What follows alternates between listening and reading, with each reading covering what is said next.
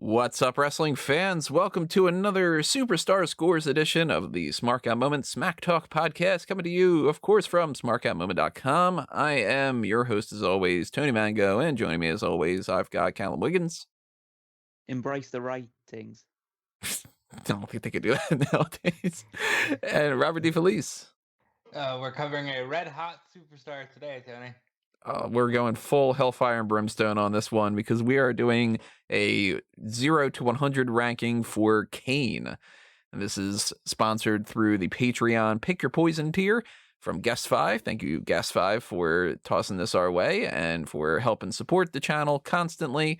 And if you want to make sure that you take advantage of those kind of options to have us do a particular topic you would really be interested in, then that's what the Pick Your Poison tier is all about. So go to the Patreon.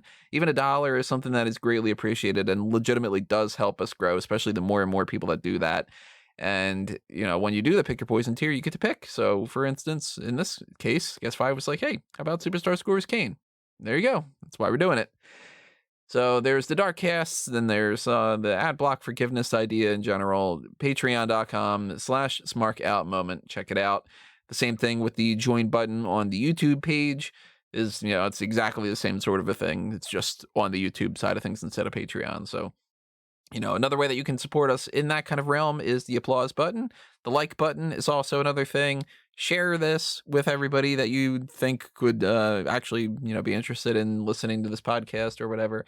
I love it when I get, for instance, a tweet that says, like, somebody says, oh, what's your favorite wrestling podcast? And somebody tags Smark Out Moment in there, and they're like, oh, check out Smark Out Moment. I love listening to the show. That usually is like the highlight of my day, you know, especially with the way that things have been going lately. So thank you to everybody who shows their support, whether you're just listening to the podcast, you're hitting the like button, you're checking us out on Facebook, Twitter, whatever it might be. You're reading the articles, you're, you know, leaving your comments below, and you're telling us your thoughts on these discussions that we have, which you should definitely do for this one as well. Give us your ranking for Kane in these different categories. Before I move on and we get into the actual thing here, we've got a lot going on right now. So, yeah, we're going to be some plugs, but you might want to listen to these because you could actually win some prizes. Some of them are on the Smart Out Moment things. One of them is eventually going to be on the Fanboys Anonymous thing. It's not quite right now up. It's going to be up at 3 in the morning when Falcon and Winter Soldier gets posted. But if you're interested in that, go ahead and, you know, pay attention to that. But we have two going on all over the place today. We have two contests and giveaways going on Smart Out Moment right now. One of them is that you can win an NWO t-shirt, and the other one is that you can win an Edge Funko Pop. And those are sponsored by tvstoreonline.com and fun.com. So put in your entries while you can. They're going to end. One of them's going to end the week after WrestleMania, and the other one's going to end, I'm pretty sure, the end of the month. I'm going to stretch that one out a little bit longer for the Edge Funko Pop. And they're to celebrate the Hall of Fame induction of the NWO, the WrestleMania season, Edge, of course, being in the main event. So you might be able to take advantage of that. Also, there is the Smark Madness tournament that's going on. Vote for that while you can. We're down to the final four, which is, coincidentally, the Big Four. Those are the pay-per-views that you guys chose as the 4 best pay-per-view names. And we're going to settle that debate next week with the finals. So vote on the final 4 while you can. Also, check out all the things that we got going on all over the place here. I mentioned before about the Falcon and Winter Soldier, that we're going to have a Baron Zemo Funko Pop giveaway. But if you want to check out more things that are happening on that spectrum, on the geek culture side of things, Godzilla vs. Kong, we're going to do a fan tracks for that probably tonight or so. We're going to have lots of other things coming your way on fanboysanonymous.com. So go to fanboysanonymous.com, hit the like button, hit the share button, hit the follow button, hit all the buttons, hit your arch enemy in the face, whatever it might be, and just keep showing all your support and hanging in there. That's what we're doing. We're hanging in there. I'm hanging in there. You guys hanging in there? I think today I'm actually doing better than you, which is You had a worse day yesterday. Callum's just like, I got some time off. I'm chilling. He's the smart one out of the group. Callum's like, these fucking guys with their problems. So listen to Callum's perspective from Superstar Scores Kane. He's clearly the smartest out of the bunch, so we're going to heed his scores a little bit more. I'm glad you said it. I mean, that's true every day of the It means week. I don't have to. Yeah.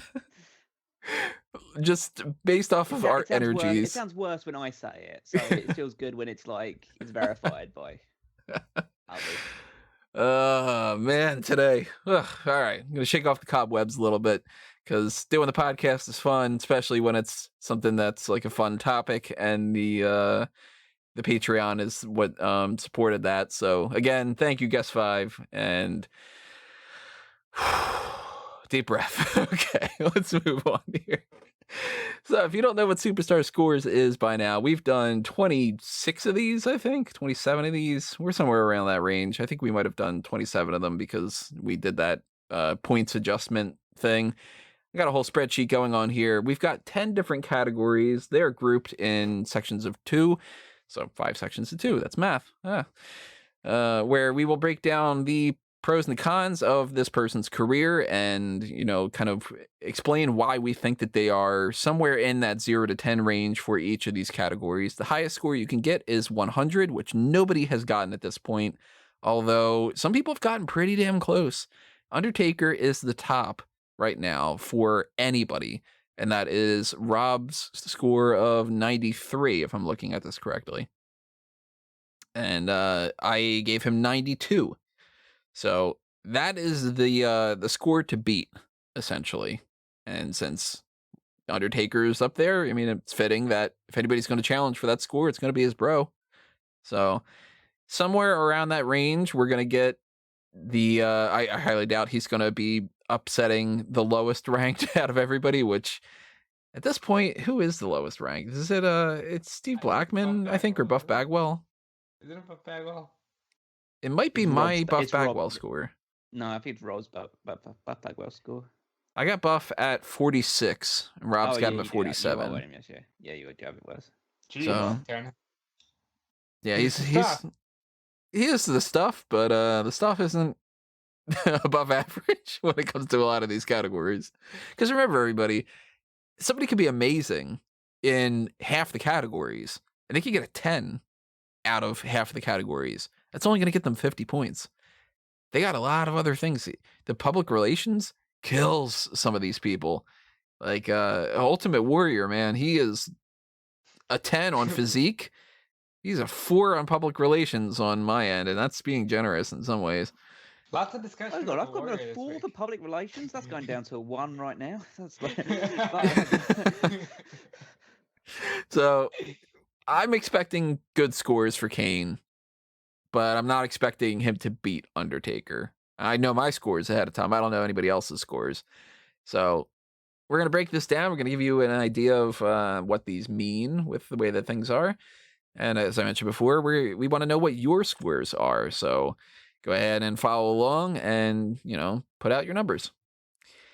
So we're going to start things off with athleticism and psychology. They are part of the ring skills side of things, and they're kind of self-explanatory. Athleticism is the ability to actually do the moves without botching and having a wide variety of moves that they can do. Their signature moves, are they cool? Are they not? Are they the type of person who can barely walk in the ring, or are they the type of person who's flipping around like a trapeze artist or something? Are they better suited for Octopussy, or are they better suited for A View to a Kill? Check out the Review to a Kill podcast for the James Bond stuff, by the way. Psychology is on the storytelling side of the pro wrestling matches. Do they sell their injuries? Do they make sure that their long matches are interesting, or are they boring? That kind of thing. I am going with a 7 and an 8.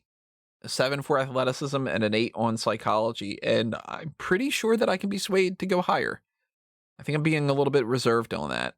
But Kane is somebody who I have literally no bad scores for in this entire thing.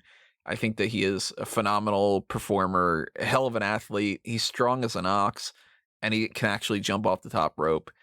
He's not doing, hurricanranas left and right, but he's not supposed to.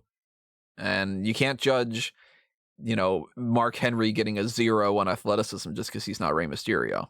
So I'm going 7 and 8. 8 on the psychology side of things because I do think that that's a little bit stronger for him when he can play that kind of monster character more so. But then again, he's had more fun in other times too, so he doesn't have to just be the monster.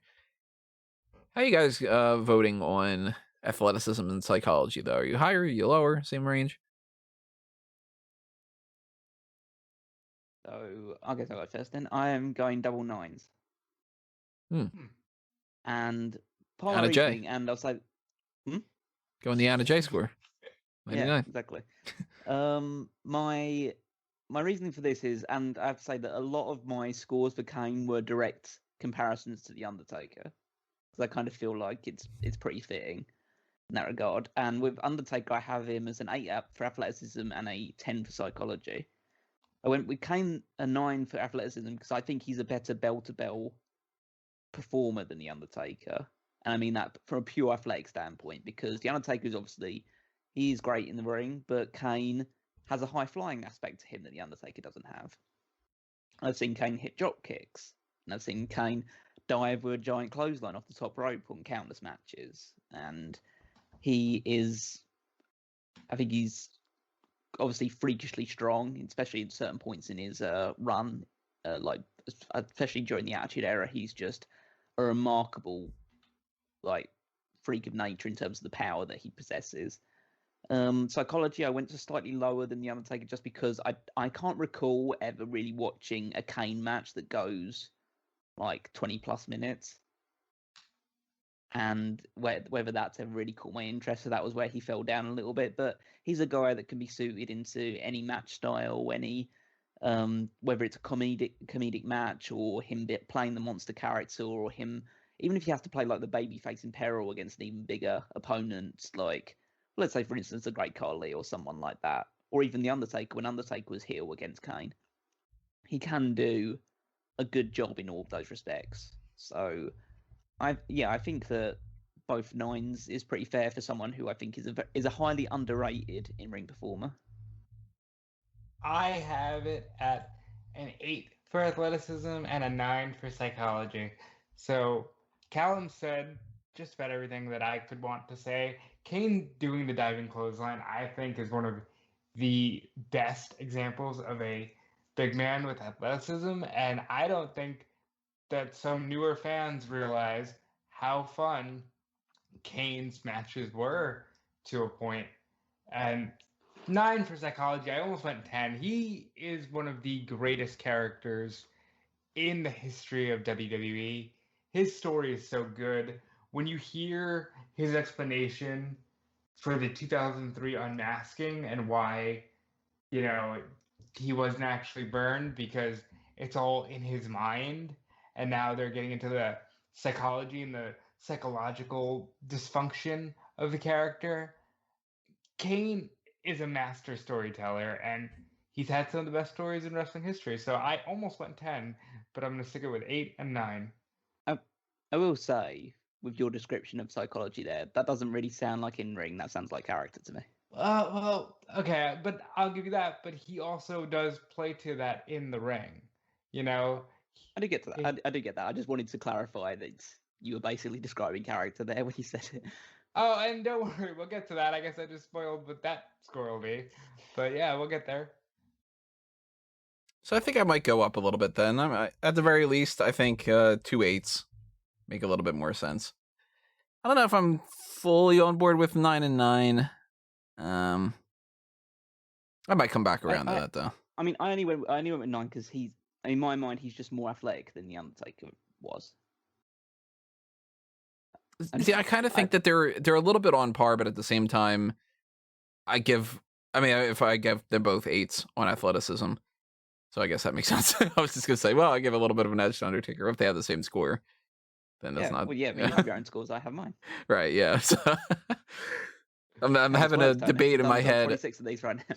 I'm having a debate in my head about your scores matching my scores, which makes no sense. That's today. Numbers, Again, I'm the smart one here. Yeah, clearly proving it. I need a nap. Let's go to charisma and character. Those are the mic skills sides of things, where on the charisma side, you've got the actual like mic skills, whether or not you're botching things like how I have a couple times during this, where I'm just like, blah, blah, blah, blah, blah. Can they cut their promos? Are they interesting when they cut promos? Are they the types of, guy that you can give the mic to and you don't have to really script them because they can just get it done, like, The Rock or Roddy Piper or Chris Jericho or something?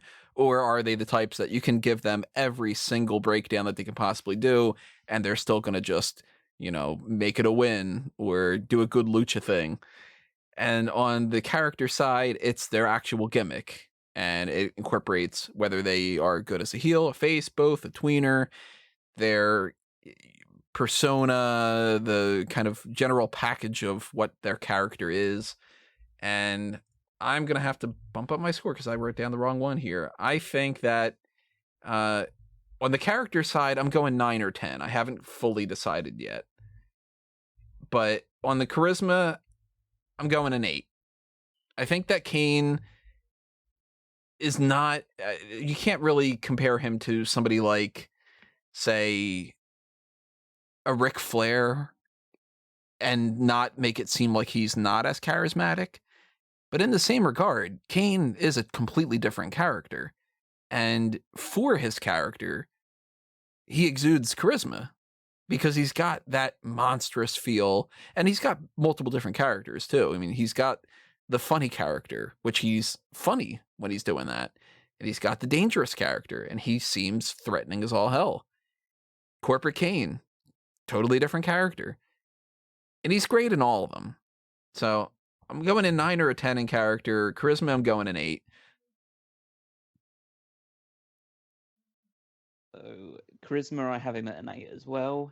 I think Kane is an exceptional talker.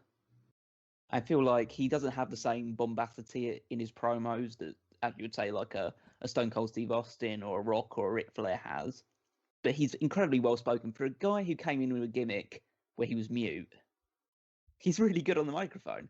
And I vividly remember, like, during his World Heavyweight Championship run in 2010, those little soliloquies that he would give during, like the opening SmackDown promo when he was bathed in red light and stuff like that. And he was captivating with his promos. And I say he could switch it up from being the dangerous devil's favorite demon type of promo, and then he could be in a comedy segment with Daniel Bryan and just be absolutely hilarious as well. He's a really good talker and he suits all types of situations. Character, realistically, the Kane character should be a 9 or a 10, as Tony says. I have him an 8 right now, but I can be swayed. There are there's multiple glaring reasons for that. It's the fact that at his purest, Kane is a 10. The Kane character, the big red machine, walking down to the Hell in a Cell, ripping the cage door off, staring down the Undertaker, hitting with a tombstone pole driver, sharing his powers, that is a 10 Kane. But then there are so many stories during his career that have really damaged the character in my mind, or just damaged just the overall perception of him. Just to name off the top of the head, Katie Vick, the unmasking gimmick, the feud with Shane McMahon, the essential rape and marriage angle of Lita, the I'm trying to think of a few more. There's plenty. There's the fake Kane angle. All of these kind of things have just. There's been very few characters that have been through the ringer as much as Kane has, in terms of just really moving completely away from what his original essence was, which was this, mute, destructive monster, to being a comedy character. And he can do both so well, but in between there's just a load of really seedy and disgusting angles that really damaged his character for a while.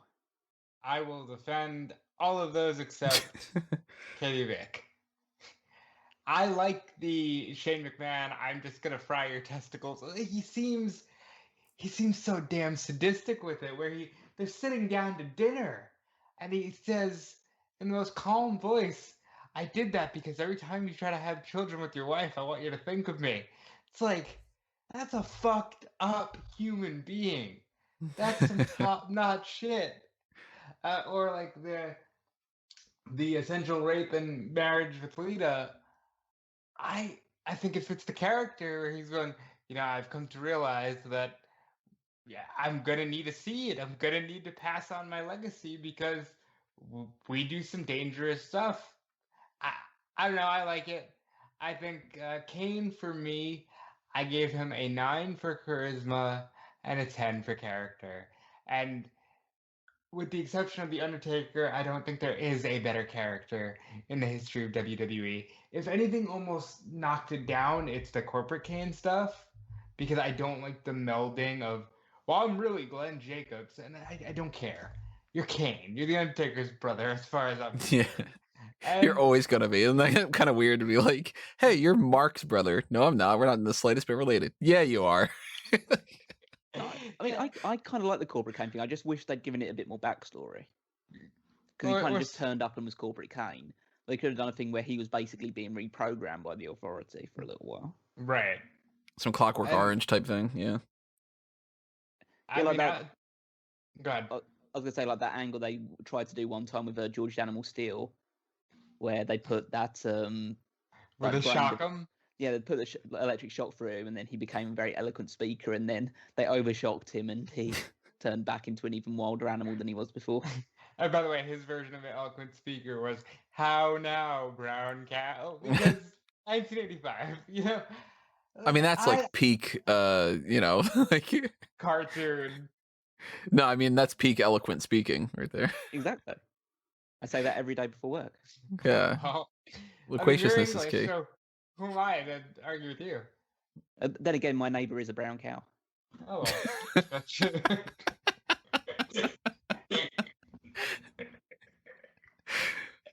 So if anything, it's just politeness. Yeah, well, fair enough. But Kane's a great character. Absolutely 10 all the way for character, 9 for charisma. They don't make him like Kane anymore, and it sucks. My final score, at least for right now, unless I change it, for that is going to be an 8 and a 10 because Kane's great. I'm really contemplating about because I just like that he's been in so many bad stories, but then again, that's not his fault. That's the people's fault, but that hurts the character. I'm going to go with a 9, but I can't go to a 10 just because of the stuff that he's had to go through. I look at it this way. I've got Jericho, Undertaker, and Mick Foley at 10. I don't think I have a single 9 right now for character, which is kind of weird. I've got a bunch of 8s. I'm looking at my 10s for character. I don't even have Undertaker as a 10 for character, so that's probably an indication of where I'm going with that regard.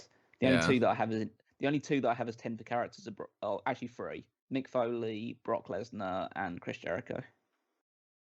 See, so it takes a lot for me to get 10. I got Brock at 8, so he's definitely a 9, if not a 10. But I think I'm going 10 just because he's got variety, and even though some of his storylines have been awful, Mick Foley's had some bad storylines. Undertaker's had some bad storylines, so I'm gonna give him the benefit of the doubt. I'm feeling nice. I'm gonna give him a 10. Moving on here, let's go to the third block of appearance, physique, and entrance.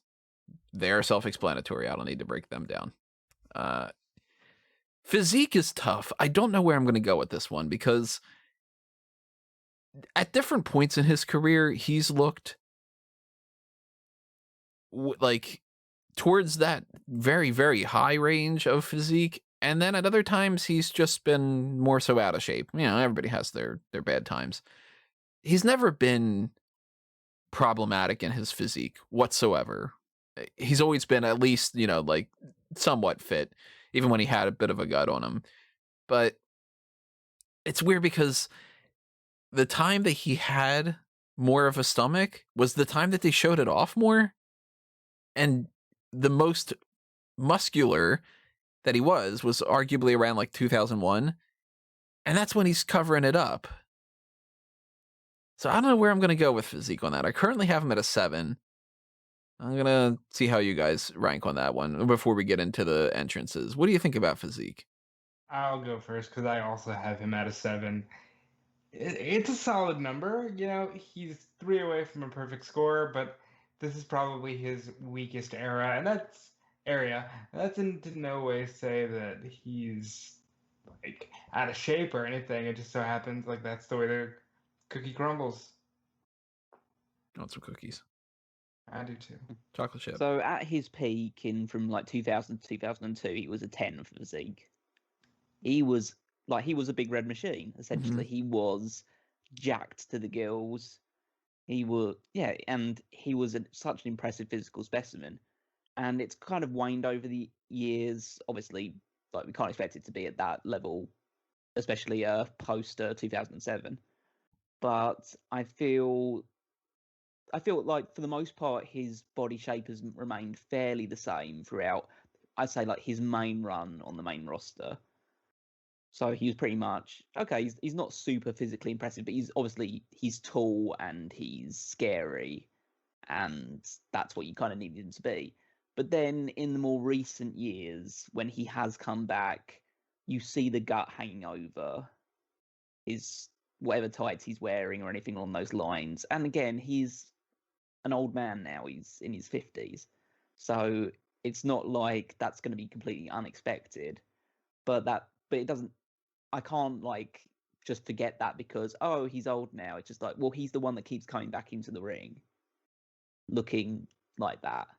So that's what hurts his score overall. So at his lowest, he's probably about a 3 or a 4. So I think a 7.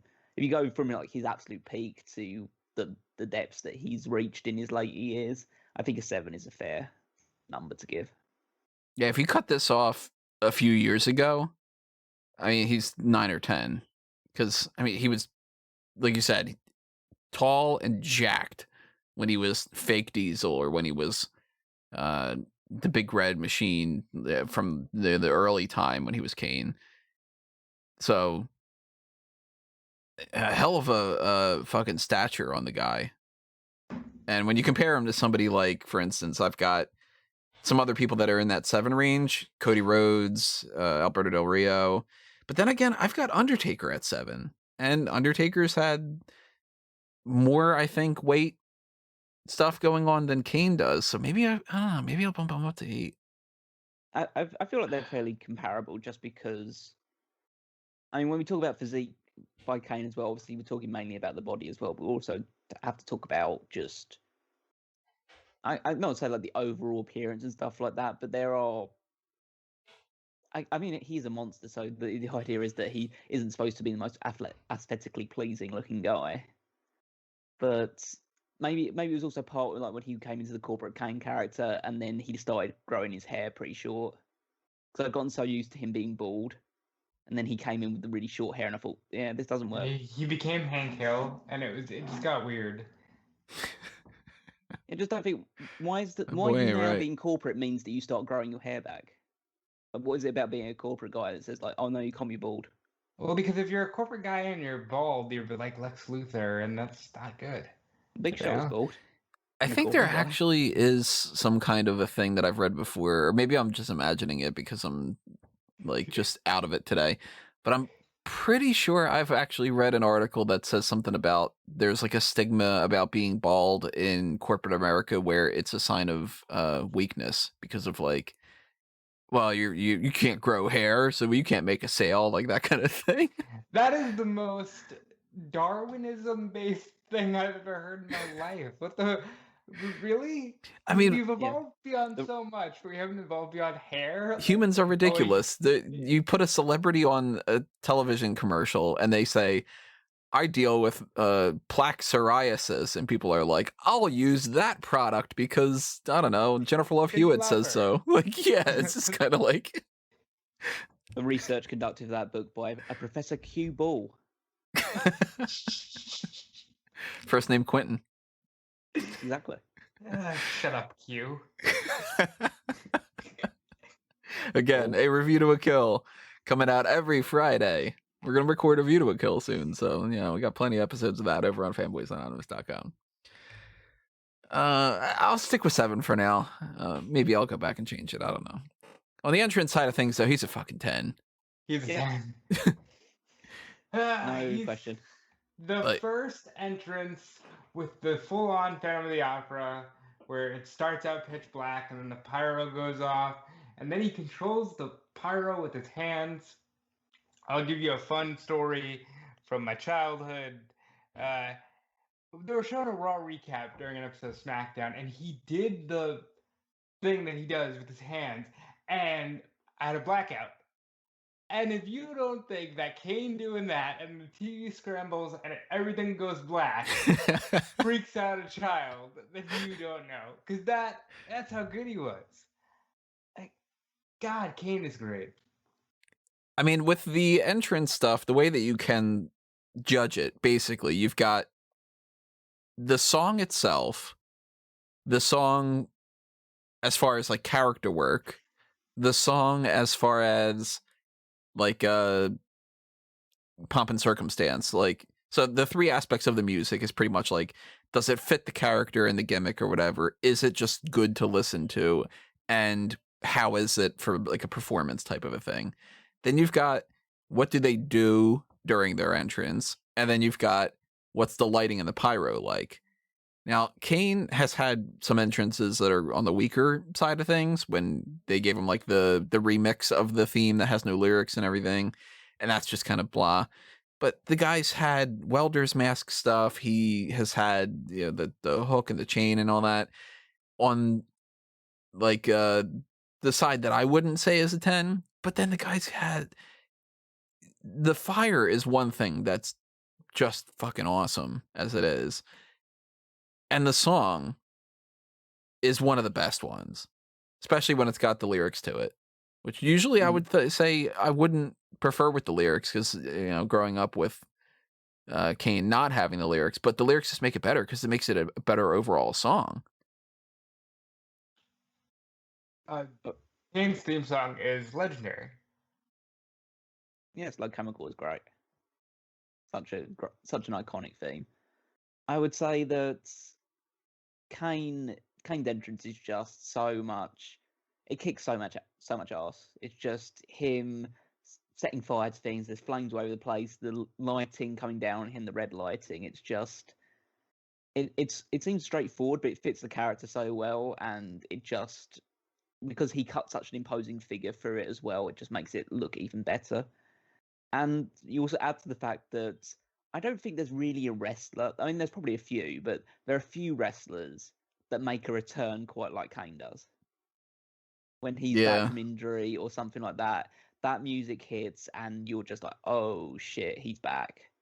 Even no matter what age he's at, it just feels like it's a big moment that Kane comes back. As soon as you hear that first tune, that first little beat of his music, it's just okay. And especially when you hear like Jim Ross on his prime in the commentary saying like he's about to bring the hellfire and brimstone in, it's just Kane had so much going for him in the entrance department.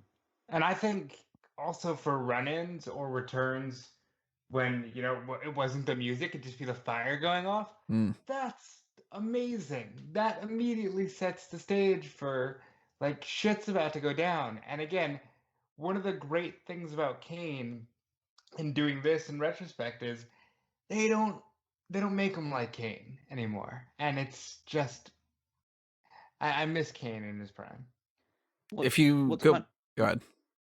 I was going to ask, like, what was kind of your guys' if you were to say, like, what's the Kane entrance, what would it be? That's tough because part of me wants to say anytime he shows up at the Royal Rumble, because when they would have like, you know, 10, 9, 8, 7, 6, 5, 4, 3, 2, 1,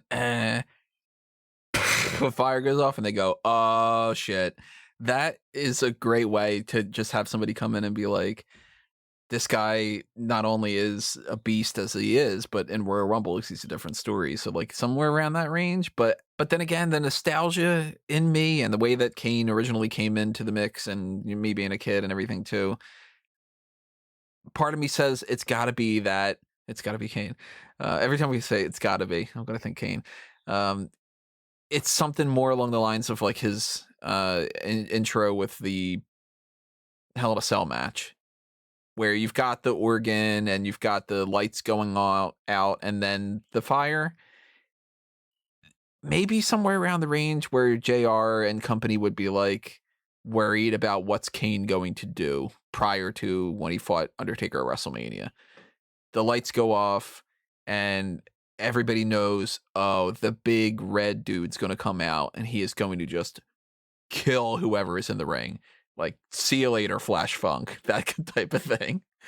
Somewhere in that range for me. I don't know. How about you guys? What's your Kane entrance, like Callum asked?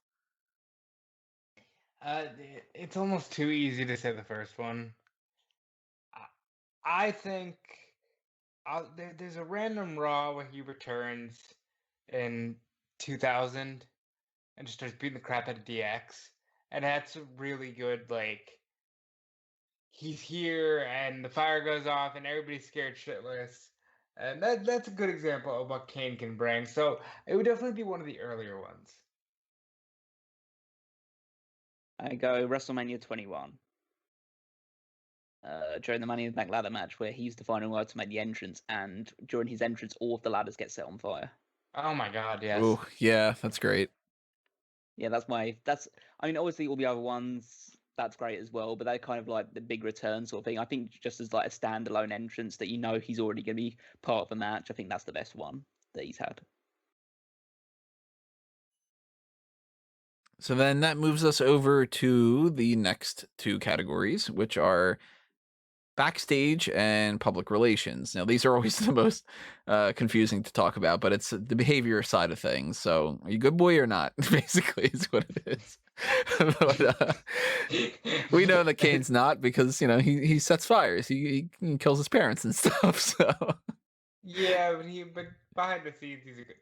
Yeah, so we don't judge the character because then it would be 0 for murders and stuff. But it's on the backstage professionalism side of things. Are they a locker room leader or do they cause problems? Are they a politic type of person? Do they screw people over or do they put people over? Do they work in trying to make people better? And are they somebody that people can get along with, or are they jerks, essentially? The public relations is more on the company-wide spectrum. It's whether or not they are projecting a bad image on the company. Do they get arrested? Are they having drug issues? Are they slandering people that they have to then apologize for? Do they have to apologize for racist comments or discriminatory actions or anything like that? Do they do charity work? Are they good on talk shows? Anything that's like a positive promotion for the company or a negative promotion for the company. And I think that he is all across the board somebody that nobody seems to have an issue with. People talk about him being one of the smartest, most astute people in the locker room, to the point where they're like, you get some people when they do shoot interviews and they're like, Kane's smart. Like that kind of thing. Like, yeah, he's real smart. And you might disagree with his politics. I don't know exactly where he stands on a lot of issues, so I can't speak to like whether or not I would think that he's got some wrong ideas, but everybody disagrees with somebody in some fashion here and there. And as far as I'm aware, he's never done anything that would make it seem like that's problematic either. I can't think of any kind of like arrests that he had or anything he said that's been like, cancel culture goes after him for anything. Maybe I'm unaware of it. I don't know, but I'm currently going 9 on both, giving him an Anna J. So, Kane, I'll bring it up just in case, future people want to comment on the video. I believe he was anti-mask mandate, make your own jokes. Oh, really? He was? I think so. And that is what it is. He just sort of feels like everybody should have the right to choose. Again, outside of that, just in a wrestling context, there's no greater locker room leader than Kane. There's no greater person who has the trust of Vince McMahon. I believe it was MVP who once said that when he came into the company, Vince told him, I'm putting you with Glenn, and if you don't make it working with Glenn, that's on you. So I'm pretty sure Kane is a beloved locker room leader. And for my scores, because I forgot to say them, I gave him a Let's see. An 8 and a 7. I give him a 7 on public relations just because I don't know where he stands on the political thing, and I was playing it safe. You know, don't come for me. Come for Kane. So I kind of just agree with everything that you guys have said because I can't really add anything too much. I don't know anything of. I obviously know that Kane is highly respected backstage, and as far as I can tell, he's done absolutely nothing wrong from a public relations standpoint. Again, you might not.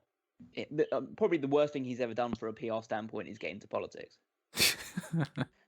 Because that just opened you up for anything to come. Chose a forward. weird time. Chose a weird time. So, I've never ever given a 10 for backstage, and part of me feels like I never will, because okay, so if I was to give a 10 to someone backstage, it'd probably be someone like Molly Holly. Yeah. Who is just like completely like an angel. Untouchable. Yeah, untouchable in that regards. Like nobody could ever have a bad word to say against him. I don't think anyone would really have a bad word to say against Kane, but I can't say with any real certainty that Kane was perfect backstage throughout his entire time there. So I'm going to play it safe and give him a 9 for that. And I'll give him a 9 for public relations as well, because he's sort of like a guy that I think WWE will lean on inside and outside of politics for many years to come as being an ambassador for the company. So yeah, you know what? Yeah, I'll bump him up. I don't know why. I just was like 7. 7 feels safe, but I'll give him. I'll at least go to a 9 for backstage and an 8 for public relations. And then we round things out with the last two categories here that are under the crowd reaction side of things. They are popularity and credibility, where on the popularity side of things, it's purely, do the fans really love it when this character is on screen? Are they somebody who they sell merchandise really well? Do they pop a rating? That kind of thing. Twitter and Facebook followers factor in, but I don't ever really check that. It's just a matter of like, well, The Rock's got a lot, that kind of thing. So, but do they get booed if they're a heel? Do they get cheered if they're a babyface? Or did they get zero reaction whatsoever? Are they the type of person who comes out and people go, well, it's this guy? Credibility is more about their in-character work and whether or not they are somebody who's some bona fide Hall of Famer because they're a 20-time world champion type of thing, or are they a complete jobber and the type that you would never imagine could win a single match, and if they did, it would be a fluke. I currently have him as an 8 on popularity because to me, I've got a lot of 9s here that I don't think I have a single 10, do I? No, I have Undertaker at a 10, but he's my only 10, and I think it's with no question Undertaker's a more popular character. We're all in agreement about that, right? Yeah, he's more. Yeah, I'd say he's more widely known than Kane is. And then I've got a lot of 8s and a lot of 9s, anywhere between the range of Shawn Michaels, Triple H, Brock Lesnar, AJ Lee, Daniel Bryan, So an 8 and a 9, I mean, they're very, very close. It's just the 10 to me needs to be reserved for absolute tops. So the only people that can really get a 10 for me are like Cena, The Rock, Austin, Hogan at one point, that kind of deal. If I'm not giving Daniel Bryan a 10, I can't give that to Kane. And if I'm giving Daniel Bryan a 9, I don't know if I could give Kane a 9. That's tough. I think that's worth a debate. I have him at a 9. He's an interesting character in that whether or not the return works or his character works is solely dependent on the angle he's in, because Kane on his own, I think, is a major, major star. And if he's coming back to work Taker or coming back to just be near Taker in a segment, it's a huge pop. It's a 10. But if he's coming back just to, I don't know, tag team with R-Truth, it'd be a little less. People still be excited, but not as much. So I'm giving him a 9. I'd give him a 10 if they hadn't just ruin some of the credibility with, oh, look, he's here and he's just going to be in the comedy spot, or he's just going to do the Battle Royal gimmick. I've got him down as an 8 as well. I just think he's a bit of a rung below. Like I've never given a 10 for popularity. For me, that is solely reserved for The Rock, Steve Austin, John Cena, and Hulk Hogan and Bruno Sammartino. They're the only people I'll ever give a 10 to. Maybe a couple of people. Maybe I'd give it to Sting as well, if we were to do like more of a WCW side of things as well.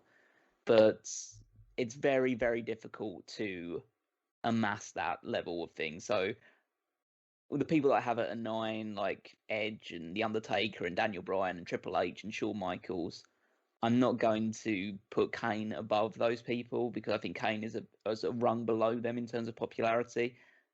Again, he always got huge pops when he returned, and he is like a legendary character, and he's widely respected, and the fans who are big fans of him absolutely adore him.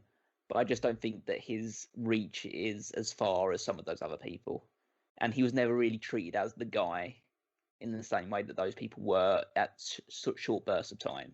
He only really got one meaningful world title run, which is kind of an indication that you're at a certain level. Now, on the credibility side, he has been one of the most unstoppable creatures, and he's also been a little bit of a joke. I'm thinking more so an 8 than anything, because to me, I buy him being more of a threat than Big Show, who I have at a 7, because Big Show's kind of floundered a lot more. I can't give him a 9 because of the range of some of the other people. I mean, Brock Lesnar's a 10, for instance, on credibility. That dude never really loses. Goldberg is a 10.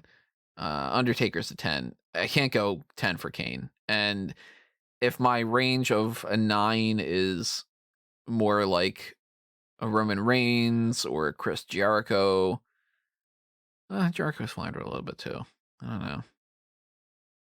That's tough. He's definitely an 8 or a 9 to me. I'll go next. I give him a 9. He's one of the most credible wrestlers in history. And this is one of those things where time is starting to reflect positively for him in that regard. Like, he is so credible compared to some of the other people we've seen come down the pike, to the point where a couple of years ago they had him in the ring with Brock Lesnar for the world title. He is that level of guy. And he's not a 10 because, he's never been in the main event of WrestleMania. He's never won the main event of WrestleMania. But he's definitely up there. I would give him a 9 as well. I think that even though he's been involved in some jokey segments and stuff like that, they've never really tarnished his in-ring credibility. So he has lost and he has put people over, but he does, I would say that he kind of really exceeds Big Show in terms of the level of people that he's lost to, and they do make it a bit more of a rarity. Like, I've seen this guy constantly win like handicap matches, and he makes his return, he's pushed back into the main event or a title picture. I feel like his actual in-ring credibility has persisted quite a long time, and I think you could bring him back now, and you could still almost believably put him in a world title picture, and it wouldn't feel right because he's too old to be doing that thing now, but you wouldn't raise too much of an eyebrow about it. And just looking at title success, he's a multiple-time world champion, obviously one of those reigns in particular standing out. ECW champion, Intercontinental champion, tag team champion, multiple-time tag champions, one of the most varied tag team champions in history with so many different partners. And it's strange how that is something that's a big part of his career, being like with X-Pac and RVD and whatnot. But I would put him as a 9 because he's always, part of the reason I put him at a 9 as well is also because he's always kind of like the other guy in these big multi-man matches. So obviously he has done well in Royal Rumbles in the past, but he's never won one. He's been a big part of Elimination Chambers in the past. He never won one of those. He has won Money in the Bank, obviously.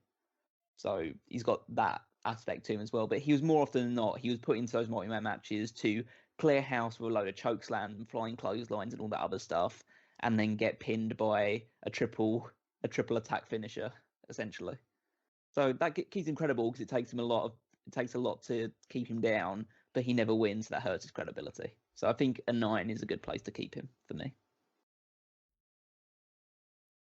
I like it. Kane is one of the top superstars of all time. There's no question about that. So I currently have him at an 86 total.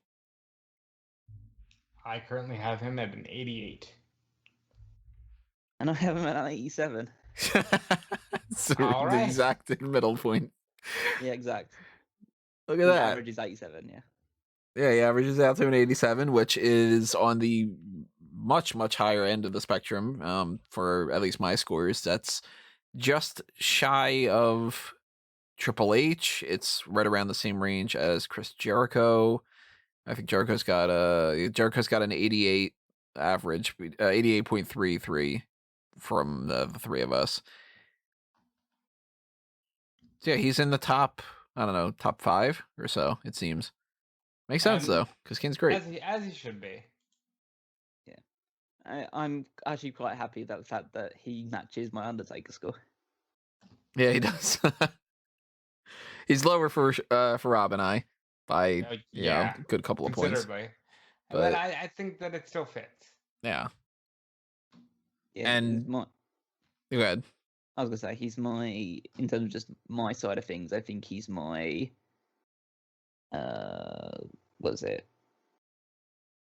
Joint third highest ranked, I think.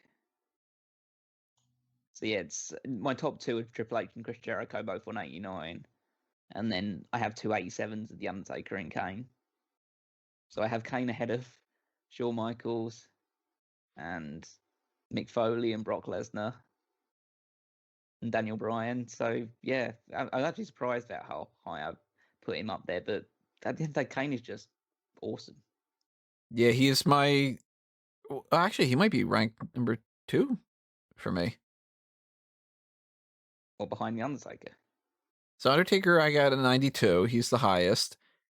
And then I've got Michaels at 85. So that's 1 point lower than Kane. But then I've got Triple H 86 and Jericho and 86. Jericho and Kane all at 86. So yeah, Kane, Jericho, and Triple H are my 3 that are tied for number 2. Pretty good. I'm surprised about that too. I wouldn't have thought that Kane would be. I mean, I already did some other people ahead of time. I've done my score for. Well, I've had to adjust a couple of things here and there. I'm probably gonna have to adjust a few more, but I have a score for Hulk Hogan, John Cena, Steve Austin, and The Rock already in advance, and I can tell you that 2 of them are more than Kane. But well, it's crazy that you managed to be like, all right, let me take some time out to rank John Cena and The Rock and Stone Cold real quick. I did Hogan, Cena, Austin, Rock, and Undertaker all in one shot one day. And because I was like, let me just try to see out of the biggest names, where do some of these 10s come in? And, I mean, obviously, like something like Hogan is not going to get a 10 on public relations, but, that like John Cena would. So, right. So yeah, Kane getting a hell of a score here. Well deserved. Obviously it's earned because that's, he did it. It's not like we did anything. We're just ranking him. Earned indeed. I think Paul Bearer would be proud. Oh yeah, he would. And we want to know what your scores are. So if you're listening, tell us if you're somewhere around that range. Are you in that 87 kind of bracket, or are you, 95? Or are you like, God damn it, I don't like Kane at all. He's 12, which you really have to start explaining yourself if that's the case. But I think that that's a very fitting score for the Devil's favorite demon. I like that a guy who started out as Isaac Yankem is this high up. Isaac, you would have given up. This could have been Isaac Rankum. Damn it! There you go. I'm pretty sure the devil gave him 100. This is his favorite. His favorite. Yeah. On the score of demon scale, he's top. He's 100 on the demon scale.